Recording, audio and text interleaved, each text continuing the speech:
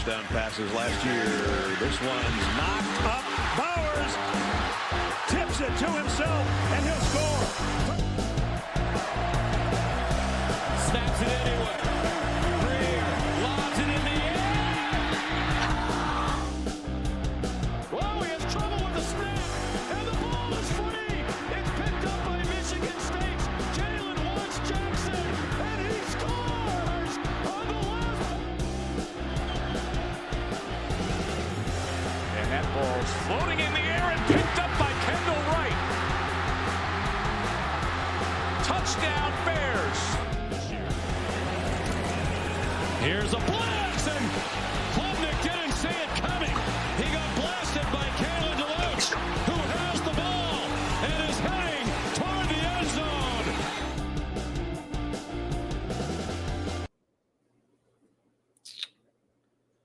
What is going on, guys?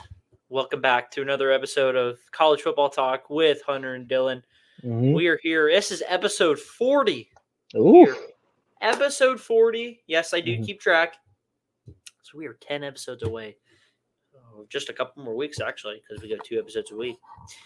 So we were almost big episode 50. How's that feel? That's crazy. That's actually so crazy that we've gotten to this level already. Mm-hmm. So we are here for week 6 recap, as we always do here on this glorious Tuesday night, where much to talk about. A lot of games happened this weekend, and the Penguins are playing right now. Shout out Pittsburgh. They just gave up a goal, so it is tied in 2. Not good, but we're here talking about college football for the most part, as I will get distracted numerous times here. Anyway, like I said, bunch of games to talk about. We got overreaction or no, winners and losers of the week. And I think we hop right into it. Actually, right before, make sure you're subscribing. Lacking in subscription department, guys. We need more subscribers. Let's get it rolling.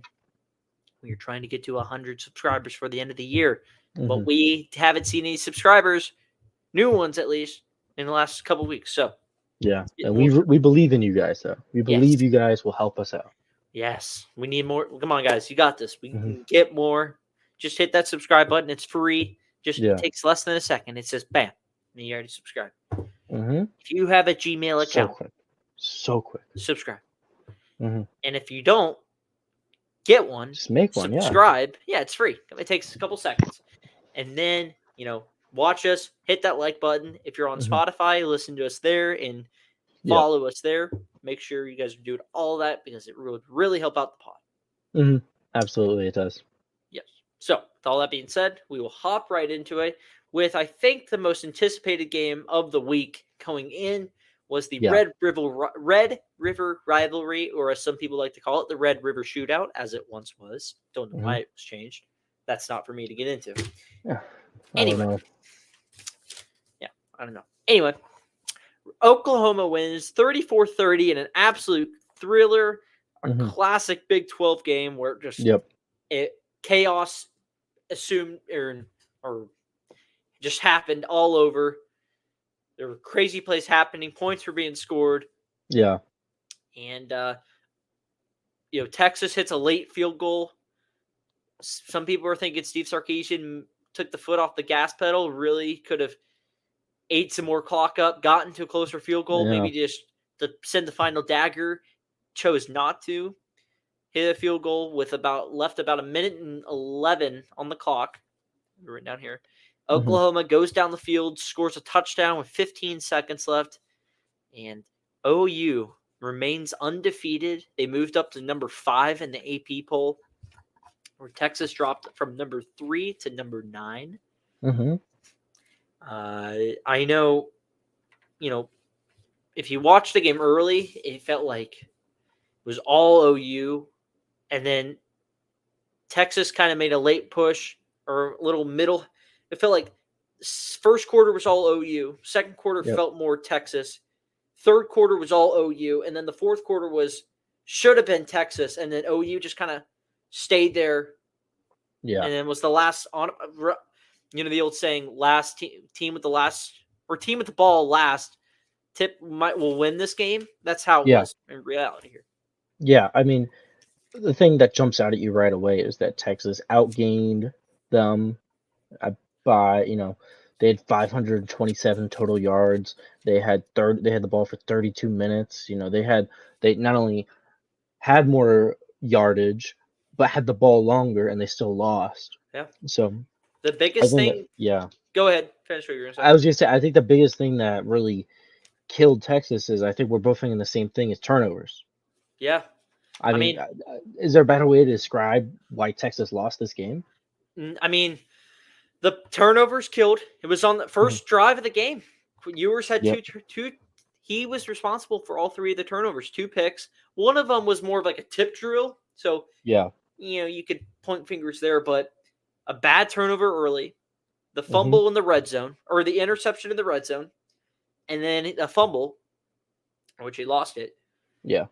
Like you said, Texas outgained him 527 to 486. They had more time in possession. They had more rushing yards. I mean, Jonathan Brooks had over 120 yards rushing. He had a touchdown. I mean, that touchdown that gave him life tied the game up. But I think the biggest thing that maybe some people aren't talking about is, so going into the game, Texas was ranked 64th in the country in red zone offense. 9 field goals to 11 touchdowns. So, they're scoring, but it's like maybe they're leaving points out there. Yeah. With field goals, especially. Like, you want to probably be scoring more touchdowns, and it shouldn't be as close of a margin. Yeah. Well, here's the red zone. Turnover here in order. Interception, touchdown, field goal, turnover on downs. So realistically, 10 points out of 4 drives. And that turnover on downs, 4 plays from the 1-yard line. Not pretty. No. Not pretty. That's, I would think if I was Steve Sarkisian, that's what we're focusing on all this week, right?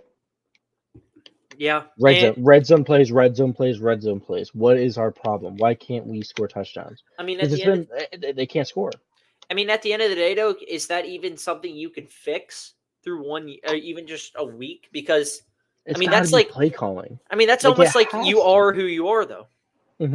But that has to be play calling. It's not like Texas has a bad offense. They have a fantastic offense unless they're 15 yards from the end zone.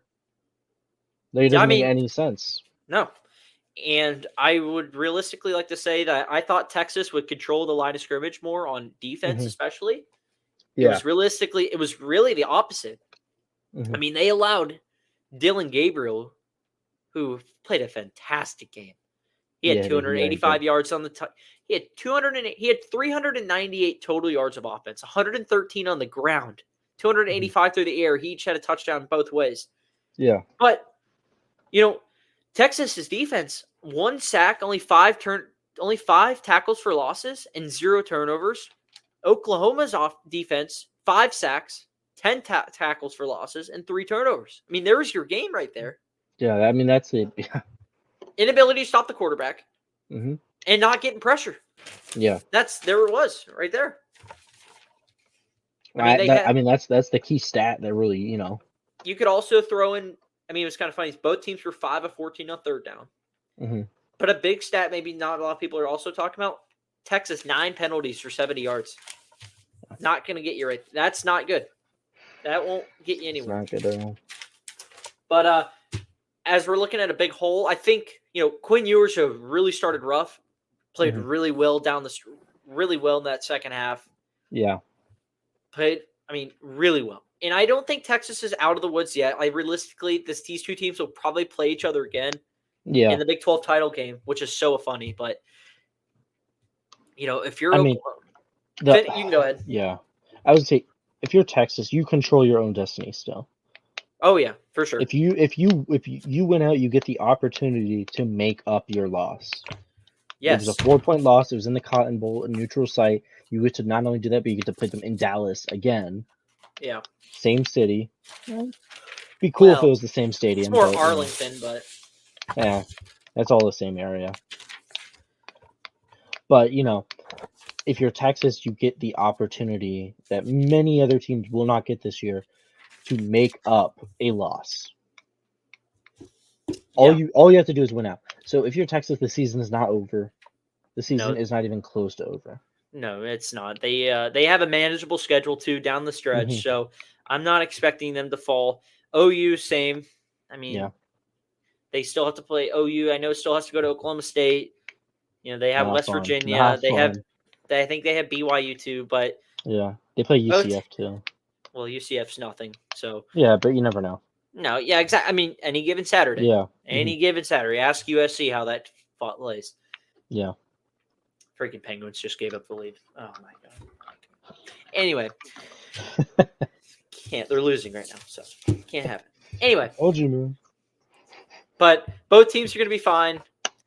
If OU keeps winning, look out. I mean, Yeah. but I would bet money that these two teams would meet again later on this year. Mhm. And if they don't, I don't know. I don't know. Yeah. You never know. You never know. But I think it's time for us to move on to our next game, which is Alabama taking on Texas A&M. Well, they did take each other on. Bama goes to College Station and takes down the Aggies 26-20 in a very just weird game. I was watching it. I had it on the TV here. And, going into the game, we're talking about, A&M's going to, the defensive line is going to cover up a little bit of what lacks in the back end for Tex or for that secondary for A&M, which is they will give up the big play. Right. If they don't get pressured, they are vulnerable. But, we were talking about Jalen Milroe hasn't showed it yet. There hasn't been a Bama receiver that's stepped up at all. And, they did. They did. Jalen Milroe played his best game of his career, in my opinion. Bama's O-line held up. They outplayed him on the O-line, the D-line too. I mean, Bama's defense was all over the place on A&M, especially late in that game. I was like, isn't it did they swap roles at half or something? Because it was like a totally different OD line. Like they just completely controlled the line of scrimmage. Yeah. And it affected the game because A&M could not get anything going after they only scored 3 points going in that entire second half. I mean, completely got neutralized. Yeah. So what's the best way to talk about this game? The thing that immediately jumps to me is to say, what's next for Jimbo Fisher, right? Yeah. Like I think just as a fan of the sport, you go, oh man, this guy has the exact same record as Kevin Sumlin, which by the way is the most astonishing thing I've ever seen. Some of the decisions Jimbo made, the one that sticks out the most was a 4th and 1. Yep. Where Yeah.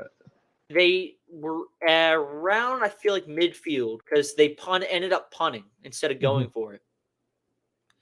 And it's just like, are you seriously? Did you hear what he said in the post game about why they punted instead of going for it? What did he say? If it was closer, we would have gone for it in that situation. They punted the ball from the Bama 45. It was 4th and 1. Yep, it was 4th and 1. And they were in Bama territory. They ended up giving up a touchdown down. They ended up going down the field on the 2 plays after that punt. Bama ended up back up at midfield. And I think the punt was a touchback too, wasn't it? It might have been. And I was saying, as someone that had, A&M money line, I was drinking the A&M. Drinking the A&M Kool-Aid. Yeah. We mixed a little A&M in this Gatorade Zero. But we found out that it was rat poison. It was rat poison. It was tasty rat poison. Yeah. They got us good. It just felt like I said to myself, I was like, Jesus, Bama's starting every drive, it felt like from midfield. It was like one play, and they were at midfield. Now, Bama got hurt again by penalties, which stalled a bunch of drives for them. But listen, I'm going to give credit where credit's due. I did not think Jalen Milroe was going to have it in him. Yeah. But, man, 321 yards, 3 touchdowns. He had a bad pick, but ended up not mattering because they A&M ended up, I believe, turning the ball right back over like a play later, so it didn't matter. And then Jermaine Burton, 9 catches, 197 yards, touchdown, or he had 2 touchdowns. He came into the game with only 189 yards in total receiving. Yeah. So he completely shreds that off A&M secondary. They outrushed them. They did not outrush them. Neither team ran the ball effectively well at all. Bama only ran for 23 yards. They had 14 penalties, though, for 99 yards, which really hurt them in stalling some drives. Yeah. But, it ended up not mattering. So, and, like we kind of talked about, we really thought winner of this game, whoever was going to win this was really going to get that inside track to the West. And, Bama got it. So yeah. That's the best way to put it. I still think there's a lot of football left this season. And, I want to believe, just because I love chaos, that we're coming in for the 3-way tie in the West. We could. Which would be, in my opinion, the greatest thing to ever happen in SEC conference history. Like, yeah, if Ole Miss, Alabama, and LSU all finish with 1 in-conference loss, it's just unlikely because this was really Bama's toughest game because it was on the road. Their toughest game next on the road is maybe Kentucky, but Kentucky doesn't have a passing offense. And I doubt they're not going to be able to run the ball well. They get Tennessee and LSU at home. And Auburn's no match, really, I don't think. So it's Auburn. You never know at the Iron Bowl, but still, Auburn isn't this year at least. They're not built at all. If it's not a Jordan Hare, Auburn's not winning that game. And this just felt like the year for A&M if they were going to do anything. It was going to be this year. It was perfectly ready and willing for them to take control and win the West. Again, they get them at home, and again, they just fall short. Some of the boneheaded decisions. It's going to fall back on Jimbo Fisher. That defense, that secondary just did not hold up at all. Yeah. But, credit to Bama. I wonder what you do if you're A&M at this point. Because you're, what are we? Are we 5 seasons in? Are we 5 or 6 seasons in now under Jimbo? Something like that. So 5 or 6 seasons in. He hasn't won the SEC. He hasn't won the West. He hasn't been in the playoffs.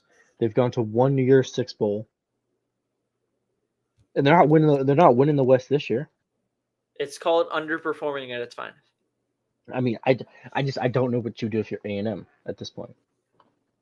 You gotta probably wait till his contract's up because there ain't no way they're buying him out. That's like about as long as the ACC rights agreement. I believe it's legitimately 14 years left on his contract. That's crazy. Because he signed a 10-year extension when he was on a 10-year contract. But yeah, let's give kudos to Bama. Like I said, Jimbo, I don't know what they're going to do in A&M. He signed through 2030. That was their second loss. But just like Bama, though, that was their – not like Bama, but, they lost the out-of-conference game, but this was the first in-conference loss. So they're kind of in the same boat with LSU. So, but listen, anything can happen. This division's still wide open. Issue is now they do fall about, was it a game or 2 back of Bama? But listen, they're a game, yeah. Problem. This was I think the final kill shot that you could have taken Bama out, and they didn't. So, hey, you never know. Maybe the Rebels. This is their year. Maybe. We're gonna move on though, because there was a absolute destruction, crushing, dominating win for the Georgia Bulldogs, the top-ranked Georgia Bulldogs, over the 20th-ranked Kentucky Wildcats. And it was a 51-13 win for Georgia as they got a night game at home. And, boy, man, it looked good there. Just completely one-sided from start to finish as Georgia cruises, like I said, 51-13. Carson Beck, 389 yards through the air, 4 touchdowns. He had 1 pick, but, he was trying to force something. It wasn't there. His first half was 307 yards, 3 touchdowns. Mm-hmm.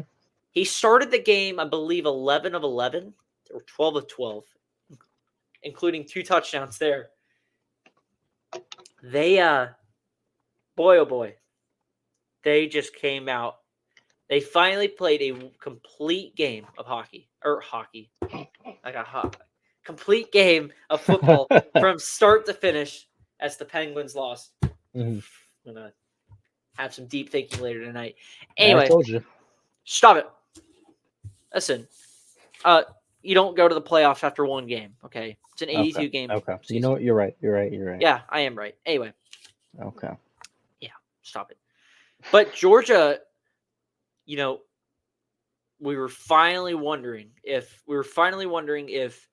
they were going to be able to, stop with the slow starts and just jump out early. Yeah. Or at least score a touchdown and not wait till the second quarter to fall behind and do something. And they did. From the minute they got the ball, it was down the field touchdown. Down the field touchdown. They scored in their first 6 possessions. And Kentucky really hurt themselves with penalties. I mean, just stupid, boneheaded penalties. Where they would be driving the football. They drove the football decent against that defense. I mean, but they would get to about midfield to the 40, and then there would be a holding call. Or it was a unsportsmanlike conduct call. Yeah. And those were 2 huge drive killers early in the game because the game was still intact a little bit. But then it killed the drive, and then they had to end up punting. And I believe when it was still 14-0, Kentucky had forced a 3 and out. They were going to get the ball back right after the 3rd down play. They got a guy who just, for some reason, I don't know, just completely charges and knocks over Cedric Van Pran, I believe who it was.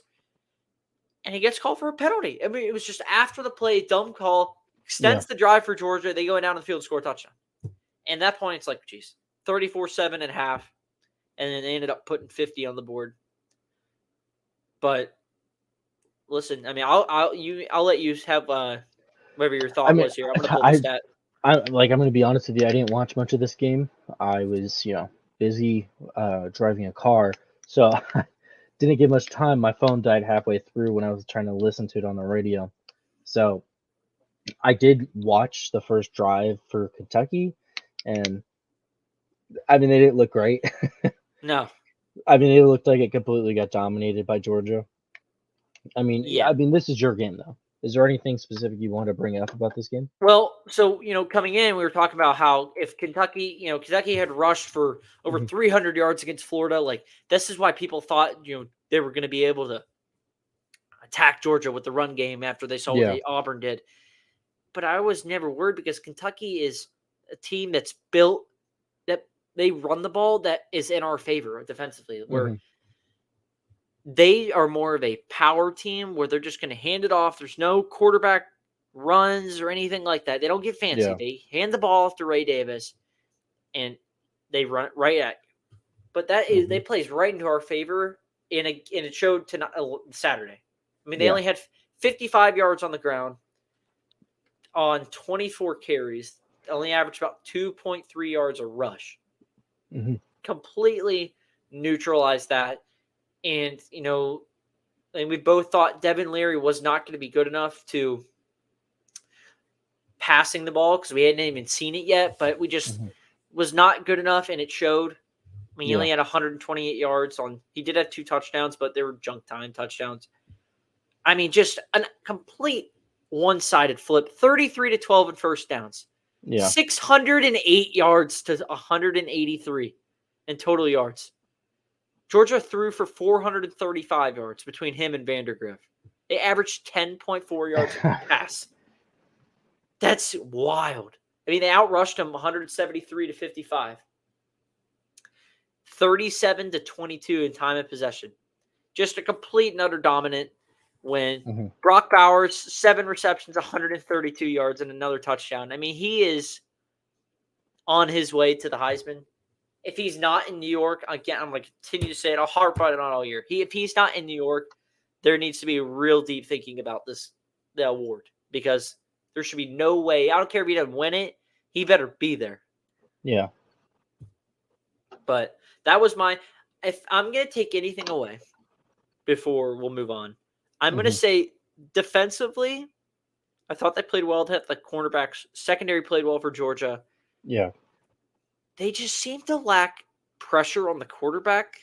And they got 3 linemen. Their 3 down linemen are all seniors. And they just have a hard time getting – they don't have like a Jalen Carter this year. Yeah. They don't have a Jordan Davis that can just game wreckers. And at least interior-wise, they got Brinson Stackhouse and Zion Logue, who are great guys. They're more run stuffers, though. They're not more – they rely on their outside guys at their ends, and Williams and Smunden and Chaz Chambliss to really get home. And they need to play – Jalen Walker needs to play more on the outside. They need to get pressure more, because eventually they're going to play quarterback still like Joe Milton, Brady Cook, and Jackson Dart, where if you're not going to get pressure on these guys, they're going to start carving you up. So that's where, if there's anything, they started getting pressure later in the game when Kentucky still had their first team offense in, and we still had our first team D in. Dumas Johnson was in there, Jalen Walker was in there. So like they were just getting sacks. But I want to see more pressure. That's the only thing I was nicky about. And I think I tweeted it too, but yeah, that's the only thing. They just got to find a way to get pressure more on the quarterback. That was my only thing I took away. But other than that, complete dominant win for Georgia. Yeah. They completely crushed anybody that was doubting them about starting slow or having a chance of losing. They extend, here's one for you, padlock stat. Shout out Josh Pate. All right. This extends their winning streak against Kentucky to 14 games. They haven't lost to Kentucky since 07. Right. Is that math pull up? Somewhere like that. Not 07. What would be 14? Would be 2000. No, it was 07. Never mind.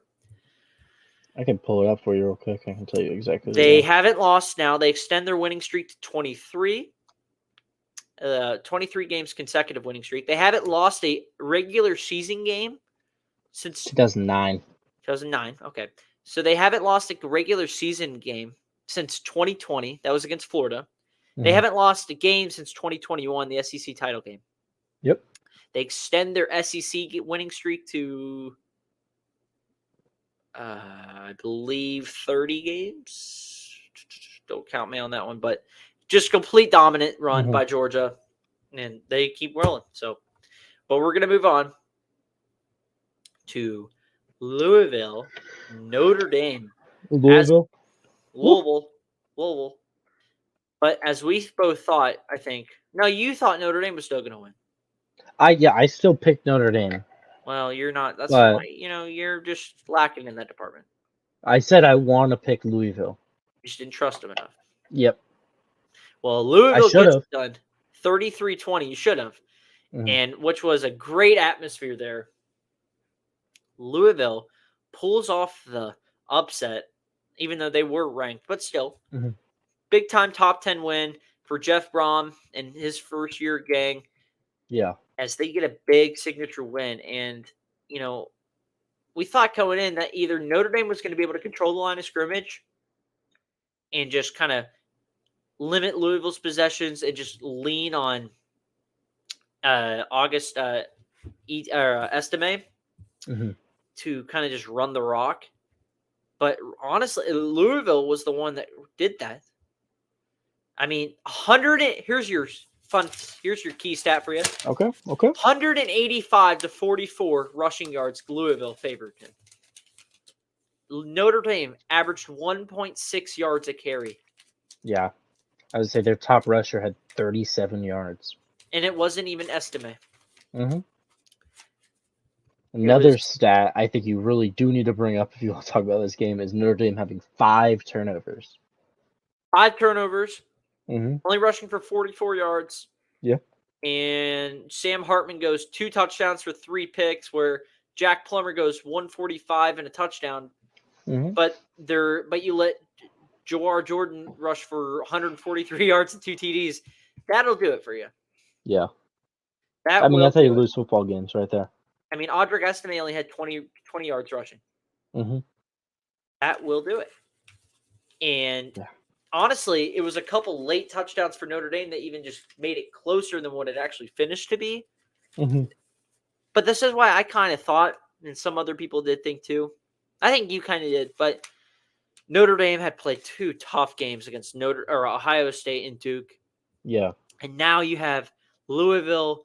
You're at Louisville. It's a night game. Mm-hmm. And you're just like, you got USC back at home on deck. It's like, do you think these guys are going to be able to be up for this one? And it just kind of felt like they were worn down. Yeah. And it showed. It really showed. I think Louisville came out. They were the more jamped up. They were the more juiced team. Mm-hmm.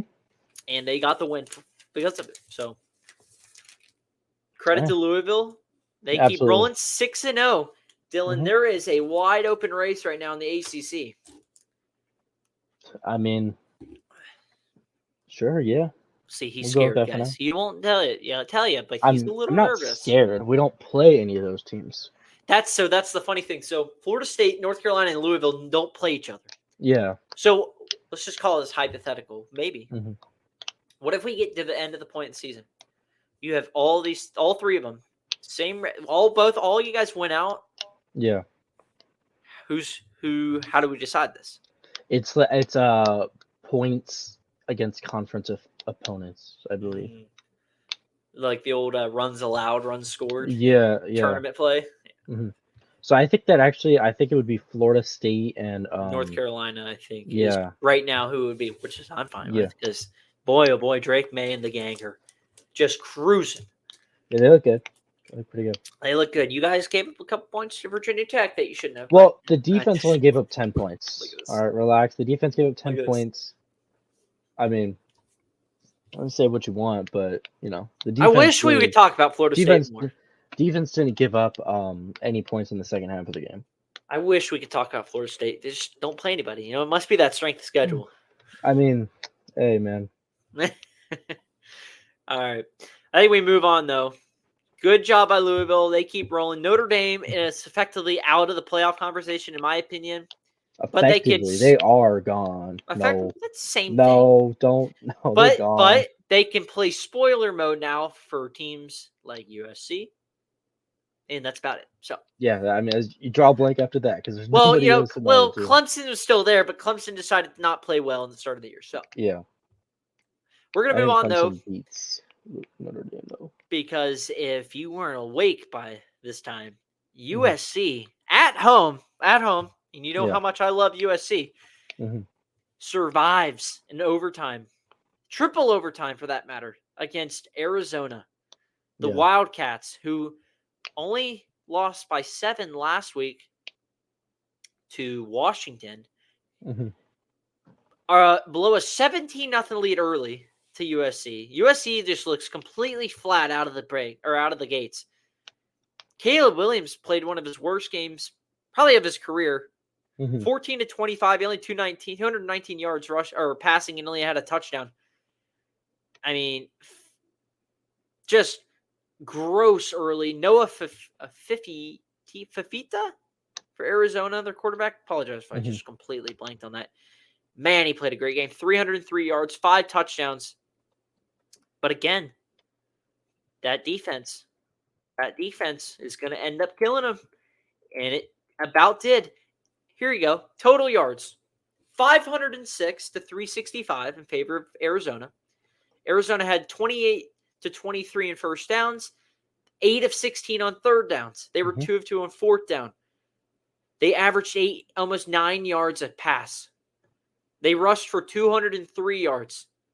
What really killed them was 99 yards of penalties on 12 of them. Yeah. Which really hurt them.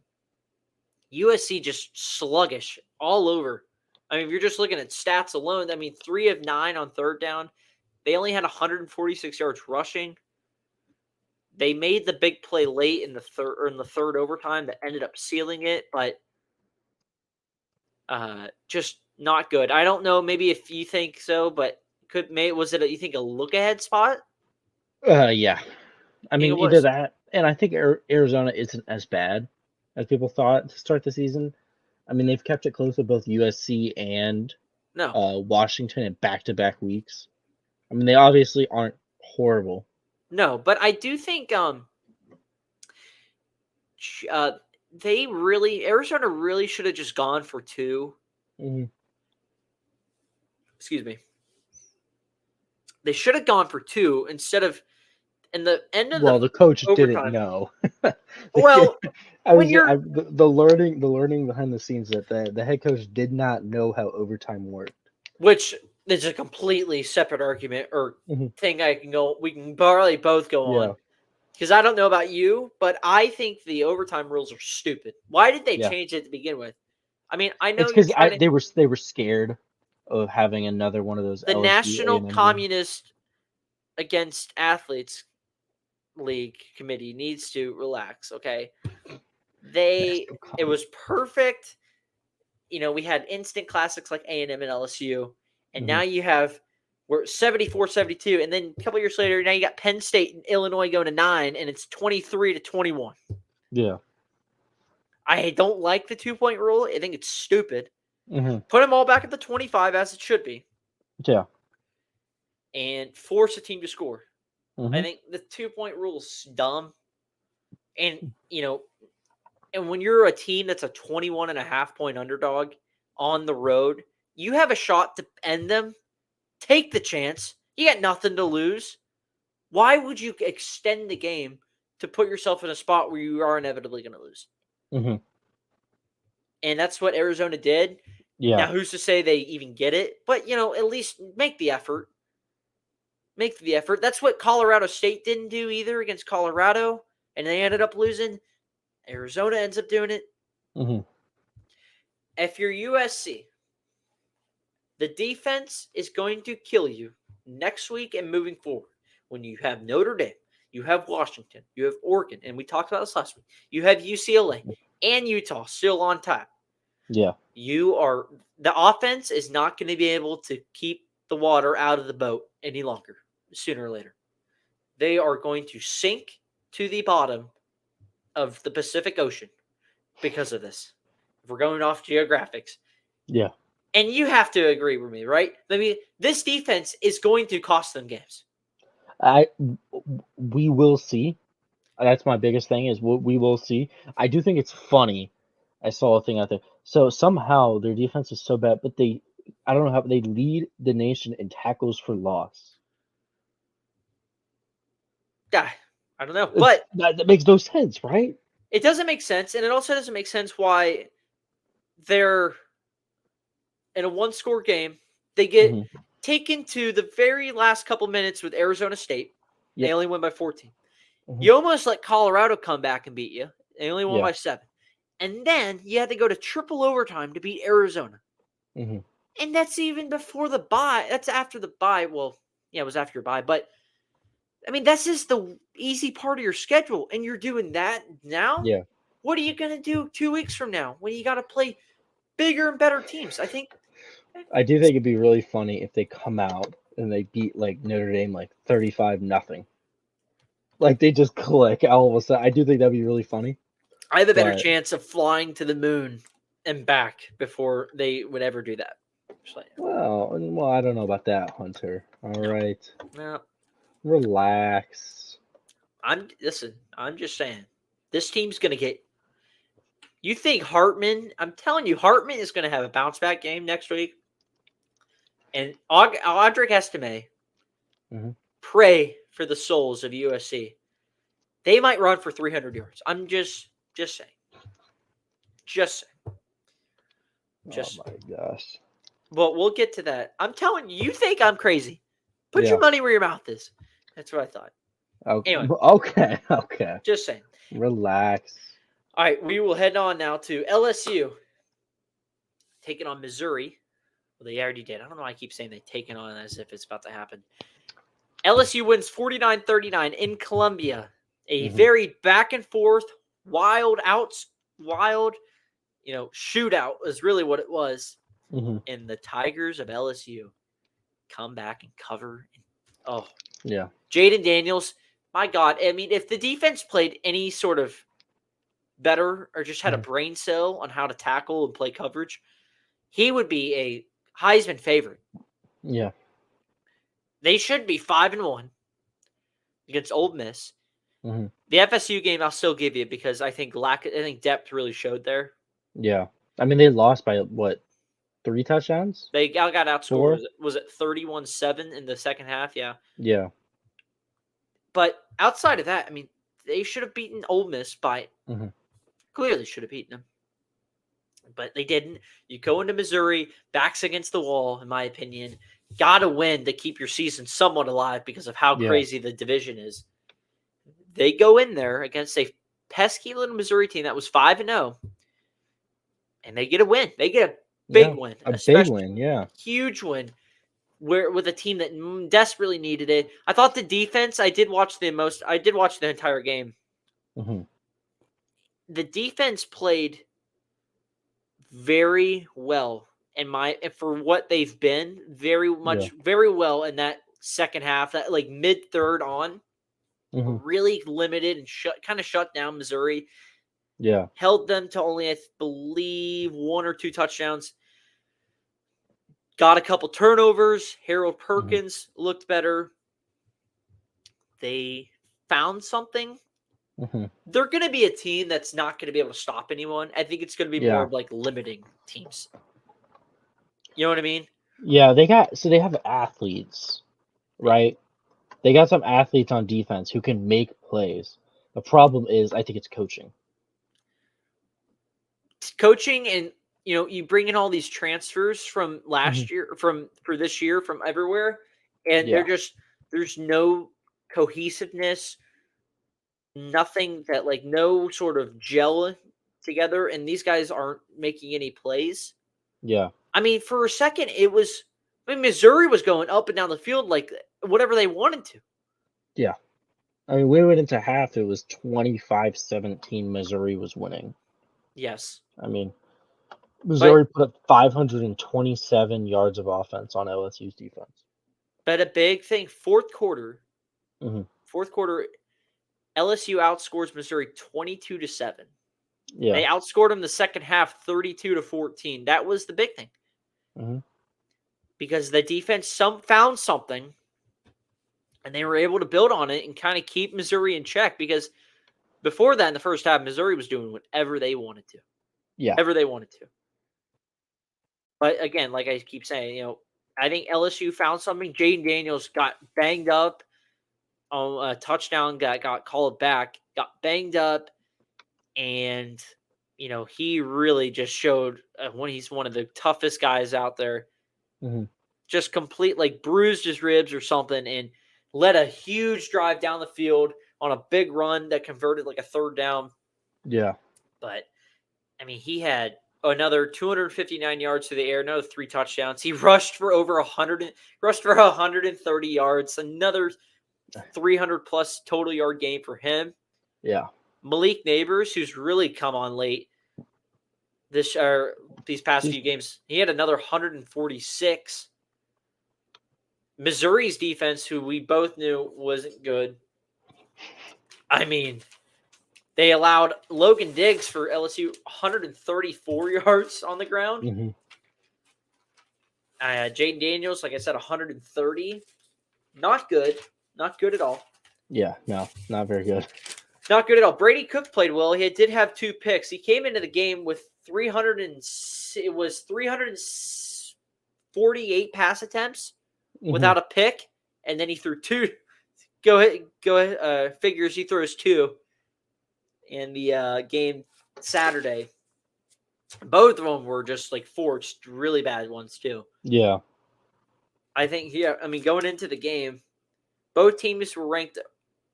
LSU was 118th in passing yards allowed, and Missouri was 101st, and both quarterbacks had a field day. Let's just call it that. Just call that. Luther Burden, by the way, he came in first in the country in receiving yards, just casually 11 receptions for 149 yards. Just a casual. Yeah. No, Neither team could stop each other. Yeah. I think, there's only the thing I want to say about Missouri is, they have not the easiest schedule remaining. I think they have one of the hardest schedules, if we're being honest. I think they can go to Kentucky next week and beat them. I think it's very possible, but that's not an easy one. They play South Carolina, then they go to Athens, then they get Tennessee and Florida at home, and then they have to go to Arkansas. I can still see it. I think their over/under win total was 6.5. So I think they can win 7 games. They need 2. They need to win 2. I see wins Kentucky, South Carolina, and Arkansas. Maybe Florida, because how bad Florida is on the road. Yeah, I think they beat they beat South Carolina and Florida. I think that they lose to offense, Arkansas. the offense is good enough to win nine games at least. Yeah. The defense is going to be the thing that's going to be the question mark. I just think Missouri's going to struggle when they have to go to Arkansas, and then when they play Tennessee and South Carolina, who I still think have slightly better offenses than Missouri. I think those will be games they'll drop, and then obviously they'll lose to Georgia because it's not even going to be close. Well, never say never, because how. I said, wasn't this a close game a couple years ago? Last year. Last year. Yeah. Don't remind me about last year. PTSD right there. Don't remind me about what happened last year, please. We're going to move on, though, to really a game that we shouldn't have been talking about, but we have to because of what happened. Quite frankly, one of the worst endings from a Power 5 team I've ever seen. Yeah. Georgia Tech goes down to Miami and, quite frankly, is handed a win. You don't, that's expressions sometimes blown out of proportion and never true, but in this case it was. Miami is in a spot where all they have to do is take a knee. Maybe another one, maybe 2 knees. Yeah. Georgia Tech's out of timeouts. Miami's up 20-17. And they hand the ball off. Instead of taking a knee, they hand the ball off and presumably fumble the football. Yep. Georgia Tech recovers, goes down the field 74 yards in 26 seconds, and scores a touchdown with 1 second left. Yeah. And Miami loses, which kills what would have been an undefeated game heading into Chapel Hill next week when they go to North Carolina. Man, oh man. You want to know something really funny? What? With 2 minutes and 4 seconds left, when Georgia Tech took a timeout, right? Yeah. ESPN gave Miami a 99.9% chance of victory. There is no reason for what they did, and it's just embarrassing at all levels. Like, there's no way to explain. It's not even like Georgia Tech had timeouts. They didn't have any timeouts. No. There's no way to defend it. It's something that can't happen. This isn't a video game. There are consequences. Because now you just completely ruin any sort of momentum or rhythm you had. Yeah. This would be, it's different if it's like, the game's out of hand. You do it just to do it. You do it when you're only up 3. You're a 20-point favorite, I believe, is what you ended up being. Yes. Why? Risk it. Why even risk it? Sorry, 19-point favorite. 19-point favorite. Why risk it? Now, and then, because you don't think about it. But and then when it happens, it happens. Then they showed like the kid. They showed the kid crying on the sidelines. It's like, come on. But they still fumbled it, and then credit to Georgia Tech. They go down the field in 26 seconds. Yeah, they go the length of the football field. Where is the defense? give credit to Haynes King, Georgia Tech quarterback. Gunslinger Haynes King. If anybody remembers that name, that's the name everybody was bullying Texas A&M for having as a quarterback just a year ago. This is a Georgia Tech team that lost to Bowling Green a couple weeks Yep. ago. Mm-hmm. And they go to Miami and get a win, regardless of how it shaped out. But I mean, and let's give Georgia Tech their credit. They're 3-3 in the ACC, and they haven't looked horrible most of these games. I mean, they kept it closer to Louisville.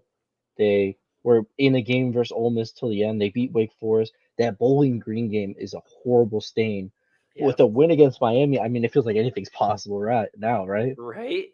I mean, it's been a couple of years, but I could totally see Georgia Tech go bowling this year. Maybe.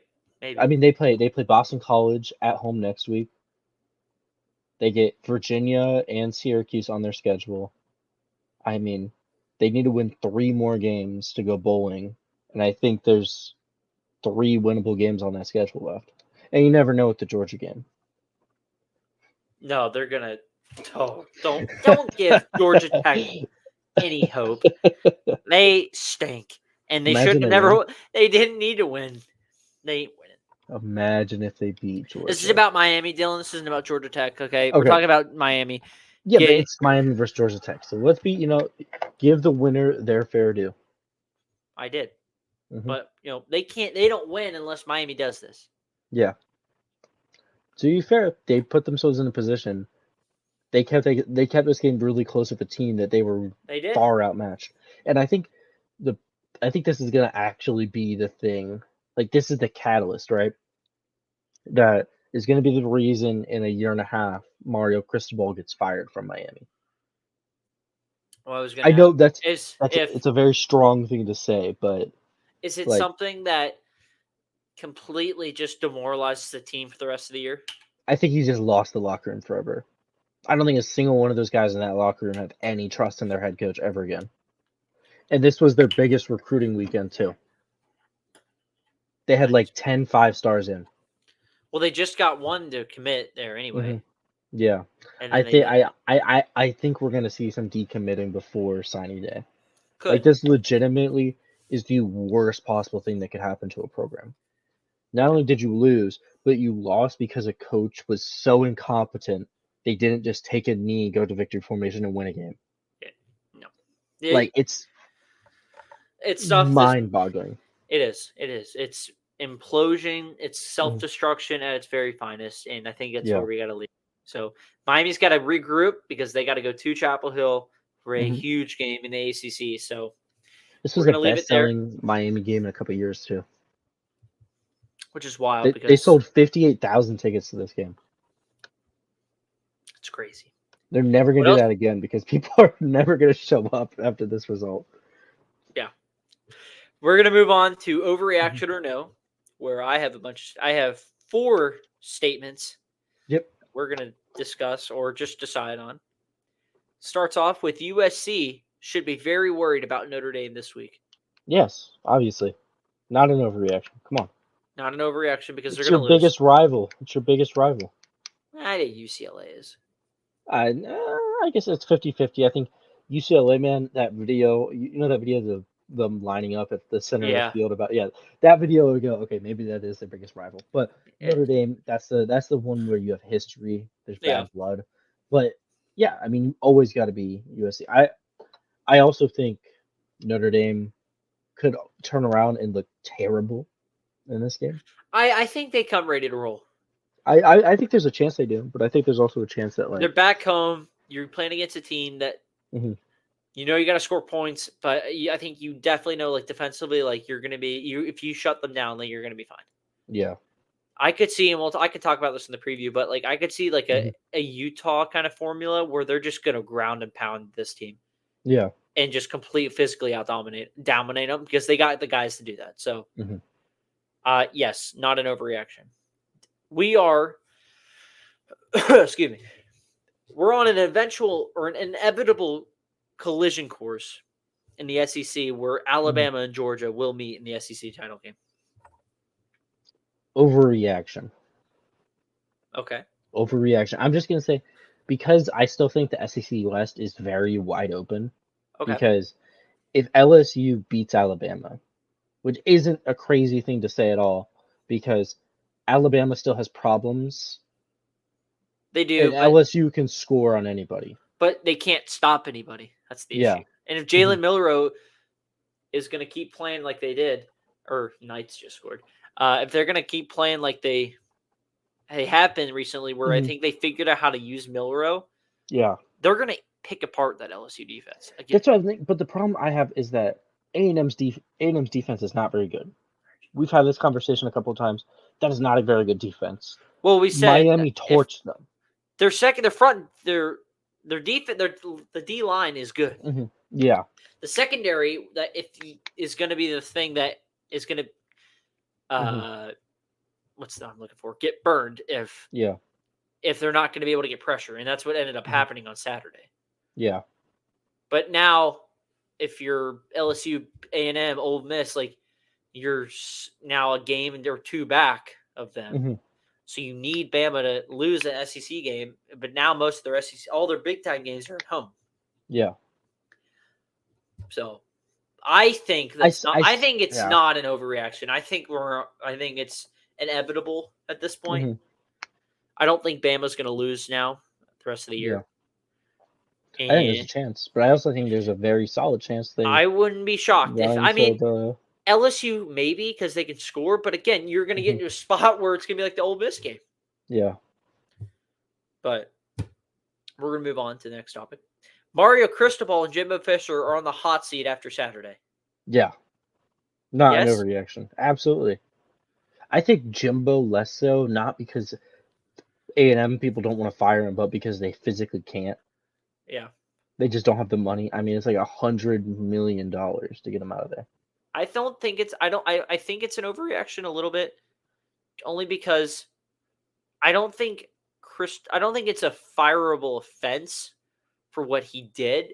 If it leads to losing the locker room and starts, you start losing recruits and games because of it, maybe.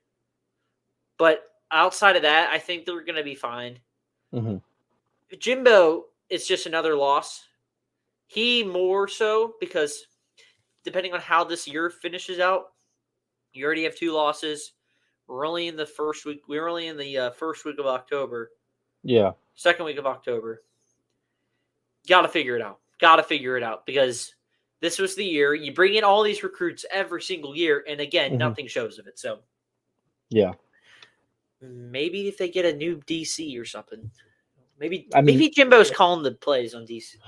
Look, I mean, at this point, to me, when it comes to Jimbo Fisher and Texas A&M, it's like a ship, right? Like you have like a boat that hit, a rock, and you're plugging as many holes as you can to keep it from sinking. But at this point, there's too many holes to stop. Like Bobby Petrino was a big sticker to fix one problem, but then another hole opened up right next to it, and it's their secondary. You know what I mean? It's like there's so many problems that I think Jimbo will never be able to fix, and I think that's the problem. I just don't think he's ever gonna win anything serious at Texas A&M. So if you're Texas A&M and you want to win something serious, I think you have to eventually go. We might need to move on. Yeah, I don't think it's soon. I think there's still a couple of years for Aggie fans out there. But yeah. Have fun. We're going to move. Check that. We have one more topic. And then we kind of mentioned it, but there's no clear leader right now in the ACC. I think it's an overreaction. I think Florida State's still the clear leader. The other 2 guys, North Carolina and Louisville, they just need to play a tougher team to prove it that they're right there. But with the fact that Florida State has the win over Clemson, has the win over LSU, and they really don't play that tough of a schedule. Yeah. I think they're the clear-cut number 1 team in the ACC. I don't know. How do you feel? I don't think it's an overreaction. Only from the point that I feel like, North Carolina and Louisville are teams that can, I think they're teams that are able to compete. I think with Florida State, I don't think Florida State's as. I don't want to say they're as good as what their record says because LSU has a really good defense, or really good offense, really bad defense. Yeah. Clemson is so stagnant. They're like so inconsistent. But that's at Clemson, so I'm not going to discredit that win because that's a good win. But outside of that, Florida State hasn't really played anybody. They played Raw Tech. Who do they have this week? We get Syracuse, and then we play Duke. And Syracuse just got absolutely trounced by North Carolina. North Carolina's got a defense that's much improved. Their offense is explosive as ever because now you just got Tez Walker back. Drake May's playing on a whole nother level. If Louisville does what they did against Notre Dame, who's to say they can't do that against Florida State or North Carolina? Or Florida State just comes out and dominates like they have been. Yeah. I think it's wide open still. I just don't know because here's the thing. Florida State has things where if they show up in a game and they have the weapons to do it. Like they held this LSU offense that we keep talking about. They held them to 24 points. They held them to one touchdown in the second half of that game. If they show up and play like that, I mean, let's be real. Louisville's not beating that team. Yeah. But, obviously there's that chance. But I still think if we're going to say who's the top dog in the ACC, I still think it's Florida State. I would go Florida State, North Carolina. I think the other two are right below them. It's closer than I think people think, though. Okay. I will say that. I think Florida State's still above, but I think it's close. Yeah. All right. We will finish out, though. I think they're both top 10 teams. I'll say that. Yeah. I do think North Carolina is better than number 12 in the country. They should be above USC. Oh, so now you're against USC. I'm not against USC. I'm just saying. You're always for USC. Okay. USC right here. Okay. All right, Stephen A. Smith. Stephen A. Smith doesn't watch college football. Don't even. If it's outside, he was on the Alabama. They don't care. He was on the ACC. Yeah, him and freaking was it Michael Irvin or No, it was not Irvin. It was somebody else. Was it Reed? I don't remember. It didn't matter. Outside of the, he's not. He's a casual. We all know. I do think it's absolutely hilarious that when he goes on ACC Network for the Miami game, Miami loses to Tech, but Nice. We will move on though to our final segment as we wrap things up here. Winners and losers of the week. As always, we start with the winners and then you have the losers. My winners, I'll keep it short and sweet. Carson Beck / Brock Bowers. I think those two together. Yeah. They both of them stole the show again on Kentucky or on Saturday completely. Both of them dominated on Kentucky.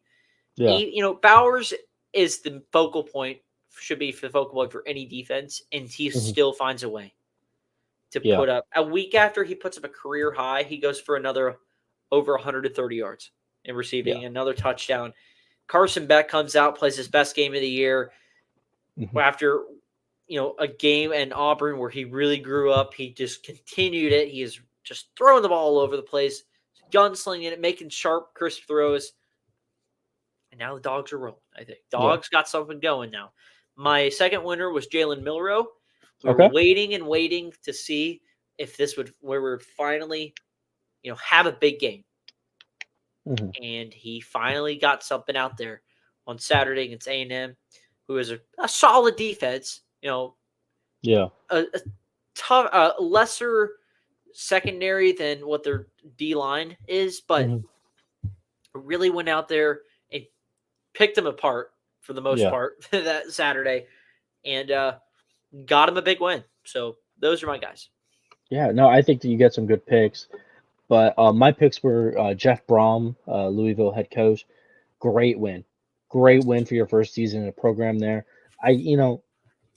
We'll see if they can, win out. I think we'll really see what they're made of when they get later into their schedule, when they play they'll play Kentucky at the end of the year. They got some tougher games. Yeah. But great first season so far. And then my other winner was Brett Venables. Okay, yes. I would say, a year ago we were questioning if he was the right guy. I think a lot of us were wondering, did Oklahoma make a heart pick over a brain pick for a head coach? You know what I mean? Yeah. Because a lot we really talked about how maybe he's not made to be a head coach. He's just a defensive coordinator. But he went out there a year later from being I think they finished 6-7 last year. Yes, because they lost to you guys and Yeah. Florida. They lost Florida State in the Cheez It? No. Yeah. Yep. Cheez It Bowl. Cheez It. Nice.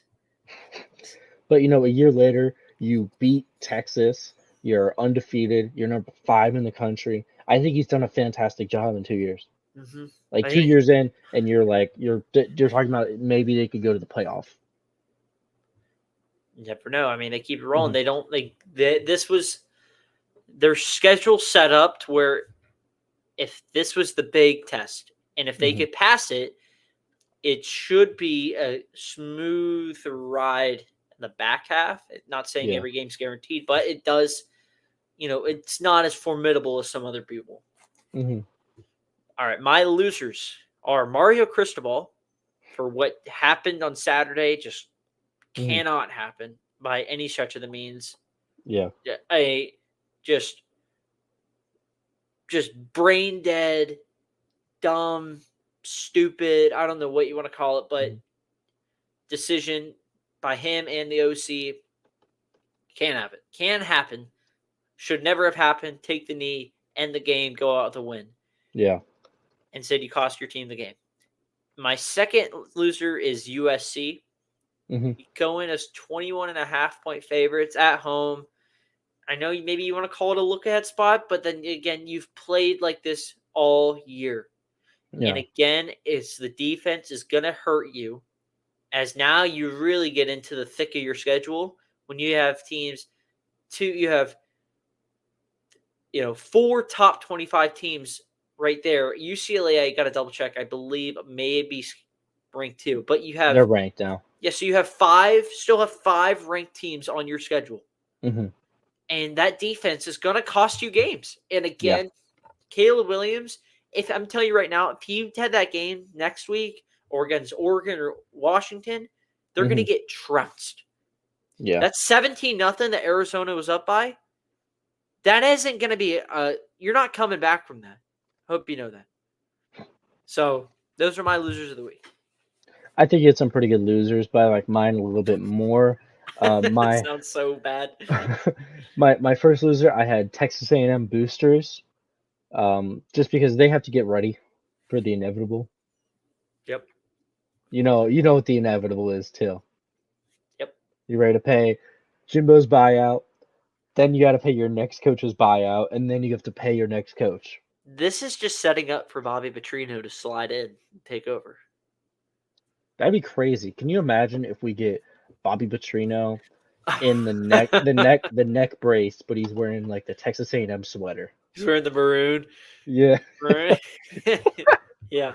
And then my second loser, I had Mark Stoops. Okay. Simply for his comments. Oh yeah, you see that? There's poor people around. Take it easy, Mark. Team just got their ass handed to him. You're gonna out. Maybe your fans should pay more money. Then we'll get better players like Georgia. You haven't beaten us or beaten Georgia since 2009. When you took over in 11, you still haven't competed against us. Yeah, you've never beaten Georgia before. No, so stop. Worst years of Georgia's program in like 2016, you didn't win. Nope, you lost. You still lost. Those are. I think that's everything. Yeah, that is that's winners everything. And losers. Wow, we got through pretty good time. Pretty good timing. Yeah. As we said in the beginning, we are still trying to get to 100 subscribers. Yeah. If you're new to the channel, if you're just kind of mindlessly scrolling through college football YouTube and you stumble upon us, first of all, welcome. Yes. Second of all, hit that subscribe button because we are twice a week, all year long, talking ball, and we would love to have you around. Hit that subscribe button. Hit that notifications button too. to know when we're rolling. Mm-hmm. Like the videos. It means a lot. Yeah. You guys are It's watching. world-changing. Yes, it's very, very. It improves. It boosts the confidence too. Knows that. I like to check everyone. I like to go in and check after our videos are up, and I see people are viewing it. It makes me happy. When Yeah. people aren't viewing it, it makes me sad. We want sad. We want happy. So subscribe, hit the like button, keep viewing. Dylan, any final thoughts? I'm just excited for our next show on Thursday. It's gonna be, it's gonna be a fun preview week. I think there's a lot of good games this weekend to talk about too. Oh yeah, big games this weekend. So please watch this one, like this one, and then watch the one on Thursday too. Yes, for sure. Before the games come out. Yes, for sure. Okay, this is episode 40 of College Football Talk. Hope you guys enjoyed. See you Thursday.